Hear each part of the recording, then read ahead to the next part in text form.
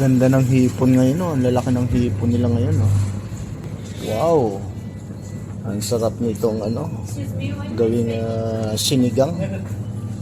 Lalaki ng hipon nila ngayon. Ganda. Sarap nitong buttered shrimps, no? Ayan, oh. Wow. Ganda ng size.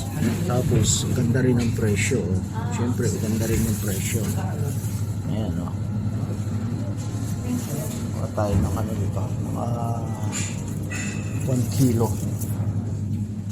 1 kilo lang. Mag-isa lang naman ako, eh. Tama-tama na yan sa akin. Ayan, good size ang ating mga hipon na nabili, oh. Look at this. Wow. Tingin pa lang masarap na. Hindi pa luto, eh, mukhang masarap na. So yan, for today's video, magluluto po tayo ng hipon. So paki-comments na lang ano ba ang masarap na pwedeng gawing luto dito sa ating nabiling hipon.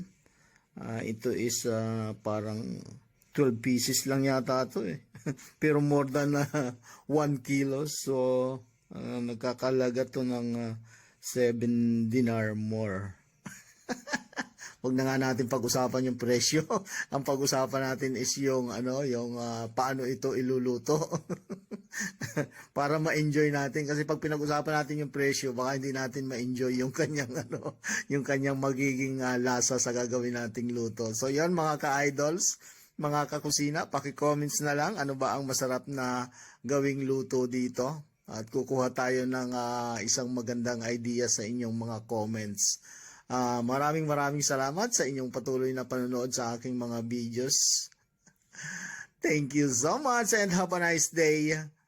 Bye-bye. See you again sa mamaya sa kainan pagkatapos nating lutuin to.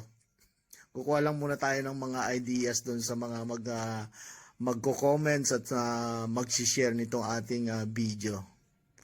Have a nice day.